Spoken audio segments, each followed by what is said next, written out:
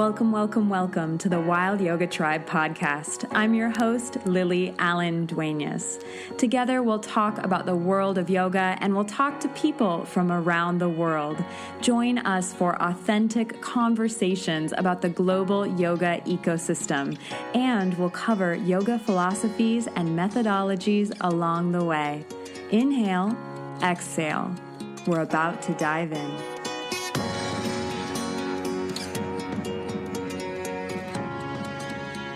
Welcome, welcome, welcome to this episode of the Wild Yoga Tribe podcast. Today, I am so excited to welcome on to the show Bonolo Phaladze. She is from Botswana. She's a yoga teacher and a yoga studio owner, and she owns Yon Yoga. It's a yoga studio based in Gaborone, Botswana, and the studio offers yoga retreats in Southern Africa and yoga classes both in person and online. They have a great YouTube presence. Definitely recommend checking out their free classes on YouTube as well. So Bonolo's first encounter with yoga wasn't really enthusiastic, actually, and it's a story that I'd love for her to tell herself. So thank you so much, Bonolo, for joining me on the show today. Hello, everyone. Thank you so much, Lily, for having me. I'm truly grateful for the opportunity. My first introduction to yoga, like you mentioned, wasn't very enthusiastic. I had seen people go into the gym that I went to. I was very hyperactive. I was very intense. I did all sorts of high intensity exercises at the gym, and I kind of didn't understand what yoga was. I would see these beautiful lean women in colorful yoga clothes and colorful yoga mats coming into the studio, very chilled out, very zen. And I kind of judged them. I wondered, what's that about? How do you come all the way to gym to just lie down on your yoga mat? Because I imagined that yoga was about, I didn't know exactly what it was, but I would often sometimes see them lying on the mat. So I thought, really now? And then in 2013, I was pregnant, and I had a high risk pregnancy. So my doctor stopped me from all high intensity exercise, and actually it's a she.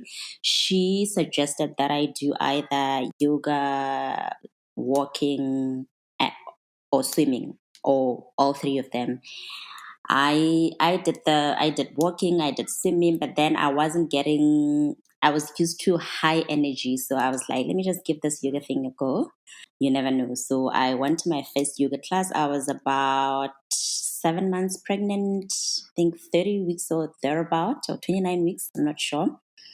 So I went to my first yoga class. It was interesting.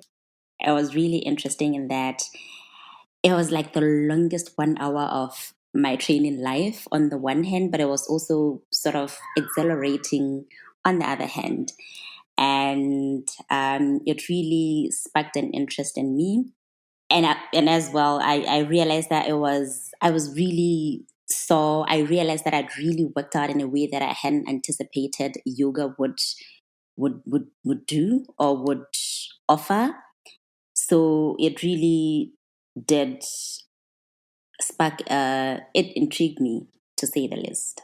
Yeah, I think that that's how so many people kind of get that first introduction to yoga is at the gym when they see other people just showing up with their mats, as you said, and then they look in the room and they see them just sitting on the ground, touching their toes, sitting on the ground, moving around, and I could see how it's not what it appears. And a lot of the yoga students I have who've never tried it before and it's their first class, afterwards they'll say, "Wow, that's so much harder than it looks." I think that carries true, don't you? Exactly. It is. It's often, well, now for me as a yoga teacher, I often, when people say to me that it doesn't even look like an exercise, I always encourage them to come to class, just, to experience it. And I always love it when they come out of that session and be like, yo, that was intense. Because I think people walk into yoga class expecting to just maybe chill out, I guess.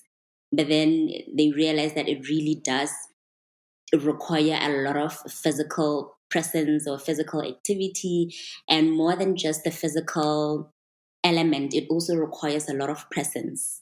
It requires a lot of availability or emotional availability. And it's that in itself can actually be more intense than the physical practice itself. That's such a great point that it does invite and call for this presence. And I think also it calls for us to be comfortable being uncomfortable. You know, you have to just breathe into those positions where you feel something like you're touching your edge and it's in kind of that ow, ooh, sensation. You just have to stay there for 5 breaths, 8 breaths, whatever the count is. And I think that's a huge challenge, a mental challenge as well for our students. It is. It is a big mental challenge.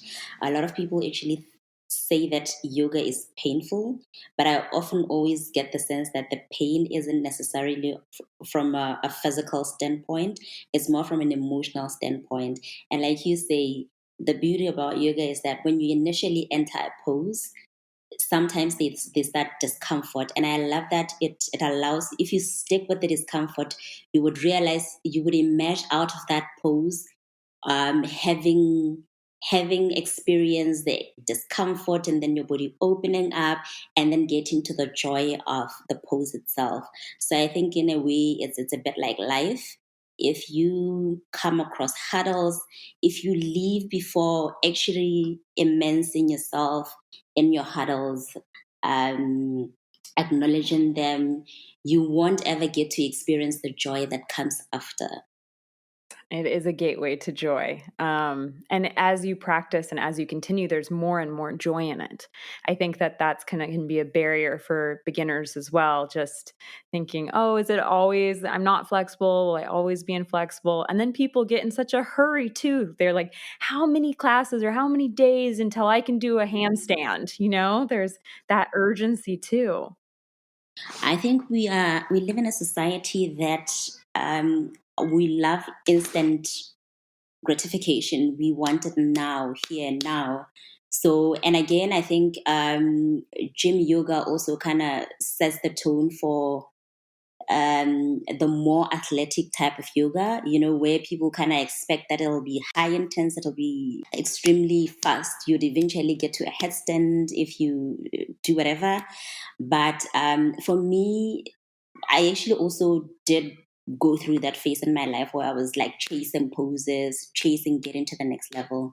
But I've since, took a step back to just gently move along, um, stay with the discomfort, immerse myself in the journey, because I think the beauty of yoga really is in the journey. So I'd love to ask you, Bonolo, about yoga in Botswana. Is it usually kind of most common in gyms, or is there a lot of yoga studios? Is a ton of young people going, older people going? Can you paint us a little bit of a picture? So yoga in Botswana really is not as mainstream as it is in the West or in South Africa. I think South Africa is coming up quite nicely. Botswana is more at the beginning of starting to have a yoga community. So a lot of the yoga practices are done in gyms. And even then, it's not as available as one would like to see. For example, I struggled. So like I said, I started yoga in 2013, but in between the time I went for yoga teacher training and the time I started, I really struggled to find a yoga class that I could consistently go to, especially during the week. So I did mostly Saturday morning yoga class. Midweek, I would then go on YouTube and practice on YouTube. But to answer your question, we are seeing a lot of small studios coming up, or small or solo teachers to be precise, because we're not seeing a lot of studios. We have quite a handful of studios, but we're seeing a lot of more solo yoga teachers coming up. And it's nice to see because we're seeing a lot more people getting interested in yoga. So it can only be really great. I would hope that at some point in the near future, we would be more intentional and deliberate about building a yoga community. Wonderful. So they're definitely very lucky to have Yon Yoga then. And so, Bonolo, too, for just like a minute here, can we pretend that somebody or a listener, one of our listeners, has never heard of Botswana or just doesn't know very much? Could you describe a little bit about your country for us? Oh, that's one of my favorite topics because I think a lot of people. So when I travel, I love to travel, and I did my teacher training in Thailand, for example, and I realized that a lot of people really do not know Botswana as a country or don't even know Botswana at all. I realized that, and I really thought about it a lot and wondered what could it be, and I realized that we are essentially part of Africa where things are going right. Well, for the most part, I would say. So, unlike other African countries where you're always hearing about really negative stories, Botswana hardly make it in the news because largely things work. So Botswana is in southern Africa, while next to South Africa. We are a population of about 2.3 million. We have free education from pre-primary school up to university. We have free health care. We quite literally have a thriving economy. We have we're really large in terms of tourism, especially luxury tourism. We have the majority of our tourism sector is based in the northern part of the country, where we have the most pristine places, some of the most pristine places in the world. People come to Botswana for luxury tourism. They come for peace and tranquility. We have beautiful blue skies. We have beautiful water bodies. It's like the most refreshing place in the world. So what I have found is that while we appeal to a lot of high end tourists, we're really lacking in terms of appealing to middle market tourists and budget market tourists, which is why at Yon Yoga we introduced yoga retreats targeting the middle market essentially to say that you can come to Botswana for safaris at a reasonable cost, which largely hasn't been available because, like I said, we are more on the luxury tourism side of things. So Botswana really is a beautiful country to visit. It's not. My friends and I always laugh and say that you go to Paris for fashion, for example. You go to Las Vegas for fun, but you come to Gaborone to sleep. Ooh, that's unique. Why would you come there to sleep? Because we're a very small population. Like I said, we're a population of 2.3 million. While I think our size, the size of the country is as large as France, I believe, but we have quite a small population. And in addition to that, we have very strict rules around alcohol and entertainment. So we had a lot of I'd say rules and regulations around entertainment. So you'd find that clubs would close very early, which is why we often laugh and say that if you want to go have fun, go somewhere. But if you want to come and sleep, just come to games. Because by 12 o'clock, the streets are literally empty and people are home. That doesn't sound too bad to me at all. I'm an early bird. I like to be to bed early. So that's why you have to come here to sleep. Hey, you would love it. Oh, that sounds so beautiful. And the landscape, as you said, the beautiful bodies of water. Do you have a lot of wildlife as well? Mountains, hiking? We have a lot of wildlife. We actually have the largest number of elephants in the world, largely because we're really big on conservation, and we have a large amount of wild animals. Unfortunately, we don't have mountains, so you can't go hiking. But we have the largest part of our country is actually a desert, the Kalahari Desert, and then We have the Okavango Delta, which is nestled in the middle of the desert. It's like an oasis in the middle of the desert. That's where the majority of our tourist activities happen. Sounds beautiful. So to get back to yoga, Bonolo, I would love to know, how do you feel after you spend time on your yoga mat? And because of how you feel there, how do you think that impacts the space that you create for your students? I've never left my yoga mat feeling unjoyful. So yoga makes me feel open in a way that I can't quite explain. It makes me feel joyous in a way that I can't quite explain. It also serves me in different ways. For example, there are days where I go to my yoga mat to just literally lie down, and that's it. And I leave my yoga mat feeling loved and nourished and taken care of. And then there are days when I go on my yoga mat and I vinyasa all of 1 hour dynamic yoga flow, and I come out sweating, breathing hard, and feeling like my chest just broke open and there's so much sun entering my chest.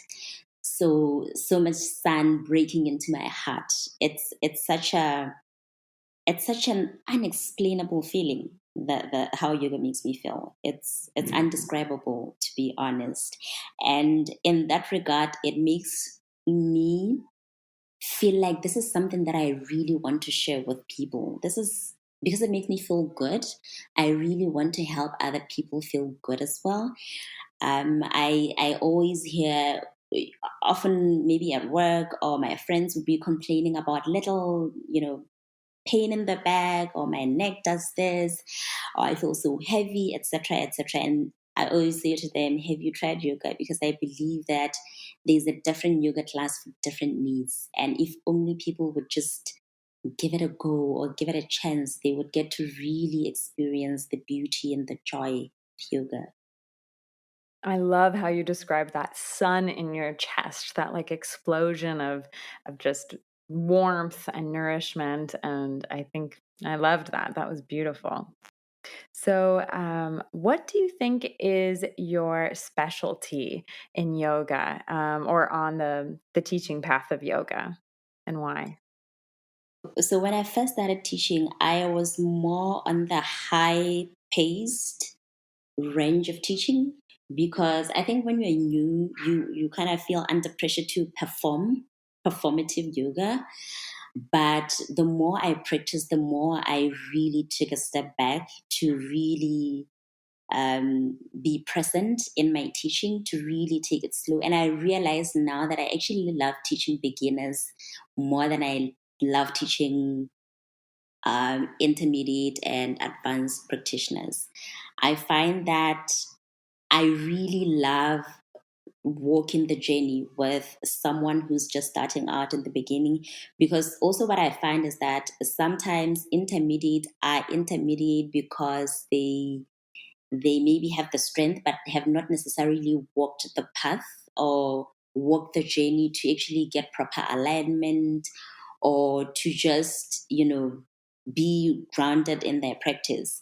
But when you teach someone at the beginning of their yoga journey, you I feel like I have the responsibility and the opportunity to give them a solid start to their yoga practice, a solid start that is supported, where they feel supported, where they feel taken care of, where they feel supported, like I said.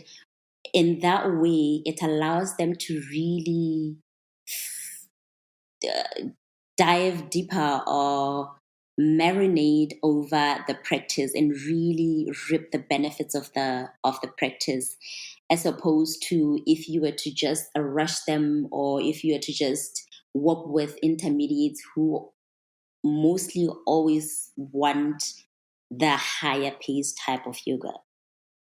I know what you mean. I love teaching beginners so much. And it's those, for me, students who have never tried yoga before, and being the person that gets to introduce them to yoga and show them what yoga can be and can offer and can give, it just feels like such an honor, like such a gift that they're trusting me to be the person to introduce it to them.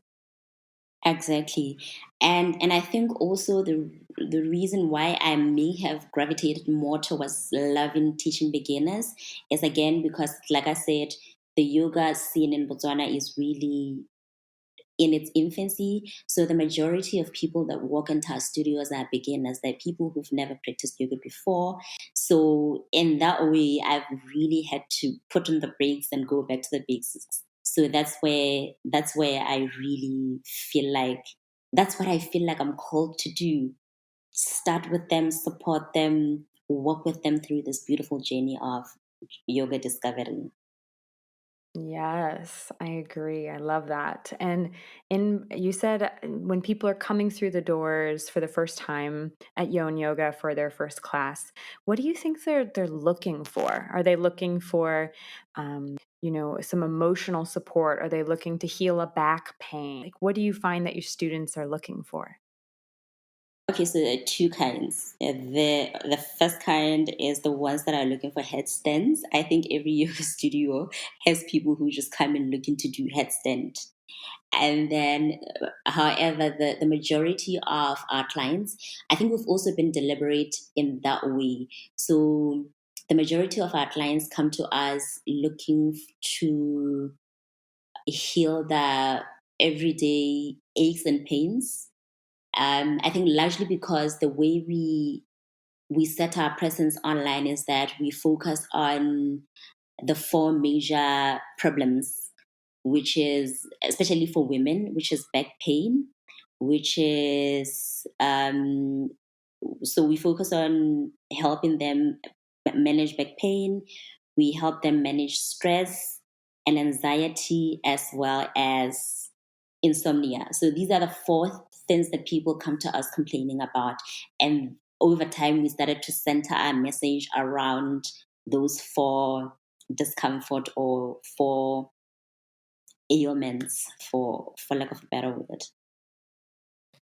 That's wonderful that you're helping people kind of target those four main groups, the stress, anxiety, insomnia, and back pain. I know that is probably the most common complaints for sure of the average person, just with how we live our lives at computers and desks and screens and so sedentary. I think people have a lot of aches and pains, but a lot of stress and anxiety from work. And then, of course, that goes into our sleep. So I kind of blame the lifestyle a bit.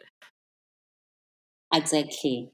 I think it's more a lifestyle thing more than anything. But the beauty about it is that within just maybe 2 weeks of consistent practice, they start to come back and say, oh, wow, I'm sleeping better now.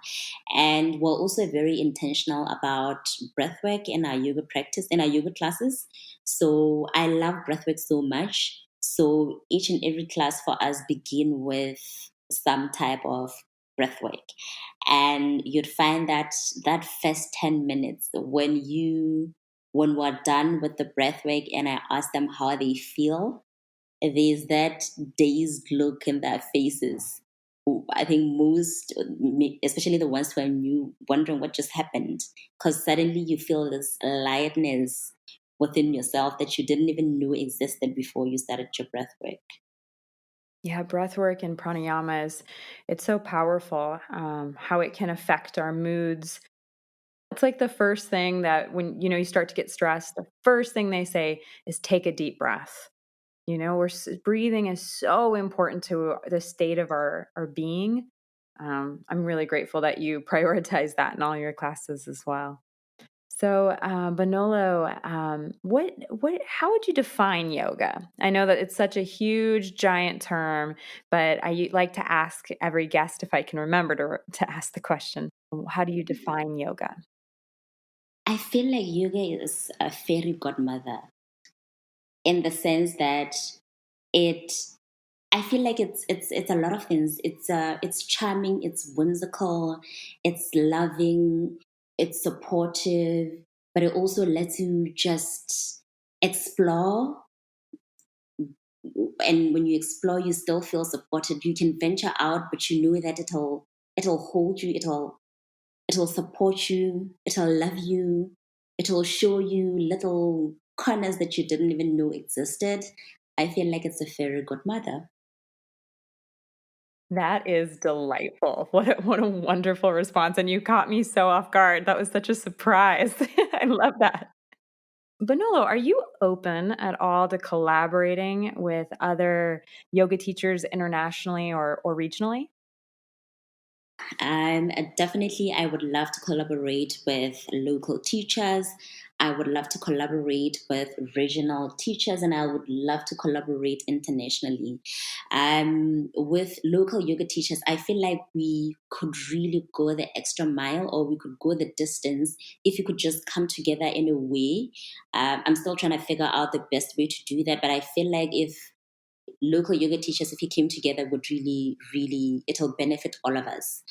And then in terms of regionally, yoga in Africa as well, it's not as large or as mainstream as it is in the West, or at least not in my experience. Because like I said, for you to know is for you to go online and search for yoga studios and yoga teachers, but hardly would you there really aren't many that you will find online. So I don't know if it's a matter of we're not digitally present, but we're there, or is it that we're not as many as we should be? For example, I stayed in Tanzania in 2018, and I really struggled to find a yoga studio and a yoga class in Dar es Salaam, and it's quite a large city. So I guess that tells me that we're there, but maybe we're not as many as we could potentially be. So that's why I'd really like to have collaborations across Africa or across the region. And then I would definitely also love to collaborate with other international yoga teachers, because I feel like we benefit when we work together. We each bring a different, unique element to the table, and that way we all expand and we all grow in exponential ways. Absolutely. That's why we're here today. That's why we're doing what we're doing. Yes. That's why I was excited to do this with you as well. Yeah, I'm so grateful for the time we've gotten together and just getting to know you better. I love your story, and I'm so grateful that you created Yon Yoga and that you're serving your community and you're helping train other teachers and giving other teachers opportunities and advocating for yoga in Botswana. And I'm glad you're interested too about kind of drawing together the yoga teachers in Africa, because as you said, it can be for me hard to find yoga teachers too to interview in certain countries in Africa. Is there any alliance? Yeah, I know there's Yoga Alliance, of course, the main one, but is there a yoga alliance for Africa or anything created, a structure? So even funny enough, you should mention Yoga Alliance. I also searched when I was certifying with Yoga Alliance. I tried to find other yoga teachers, but I think in Botswana there's, when I last checked, there was just two of us on the platform. On two of us who were registered, or three at most, who were registered. Well, actually, Yoga South Africa has started a community of yoga teachers, and I reached out and said to them, may I please be a part of that? And they allowed me to be a part of that. But in essence, it's more just a South African based, it's more for South African based yoga teachers. But I was like, I'm here in Botswana and you guys are just a short distance away from me. So I would love to participate in this. So, Bonolo, I would love for you to share with our listeners how they can get in touch with you, like your website or your social media, as well as any offerings that you currently have that our listeners could tap into. So currently we have a yoga retreat coming up next month from the 21st to the 24th of October. It's in Kasane. It's in the northern part of Botswana, where we intersect Botswana, Zimbabwe, Namibia, and Zambia. So it's like at the very corner of the four countries. It's a beautiful place. It's green. There's a lot of wildlife. It's in Kasane. So literally as you drive into Kasane, you will be interacting with wild animals, especially elephants. So if anybody is interested in that, you can visit our website, yonyoga.com, and learn more about that. And next year we'll have more retreats, hopefully not just in Botswana, but in the region as well. That will be on the website. Please look out for that. And then in terms of other offerings, we're currently filming for YouTube. So we'll be dropping, we haven't done this in a while, so we'll be dropping more videos on a weekly basis on our YouTube channel. So please be on the lookout for that. The name for our YouTube channel is Yon Space Yoga. So please check it out as well and subscribe. We'd really appreciate your support. And then you can also check us out on our social media pages. We're on Facebook, we're on Instagram, and we're on Twitter, but we're not very active on Twitter. So Facebook and Instagram at Yon Yoga. Both of them are the same handle. So please check them out and subscribe to our channel. We truly appreciate your support. Other than that, we also offer yoga classes, weekly classes, in person in Gaborone. So if you ever come to visit, we would really love to have you visit our studio. We're also working on introducing a robust schedule for online yoga classes that you can do live online yoga classes. Oh, that's wonderful. So many great offerings. And I wanted to let our listeners know that Bonolo's links will be here in the show notes. So just scroll down, you'll find those links as well as on my website, wildyogatribe.com. So make sure you click on those. So thank you so much, Bonolo, for joining me today. It has just been a true joy to be with you. Thank you so much, Lily. I'm really humbled by the opportunity to share this lovely practice that I love so much with you and with your listeners. I hope that we will collaborate in future. Oh, me too. I'm sure we will. So thank you again for being with me. Thank you so much for tuning into my conversation today with Bonolo Phaladze from Botswana. I hope you found this conversation to be surprising. I loved how she described yoga as being a fairy godmother, and I loved how she explained her yoga practice feeling like a sun, just a sun exploding from or just flowing out from her heart during her practice, nourishing and loving and caring and strengthening. I just think she was so eloquent. So I was so grateful to learn more about Botswana, more about her yoga studio, Yon Yoga, and all their wonderful offerings. So I hope you tune in to the next episode of the Wild Yoga Tribe podcast and that you connect with Yon Yoga online. Thank you so much for being here. Be well.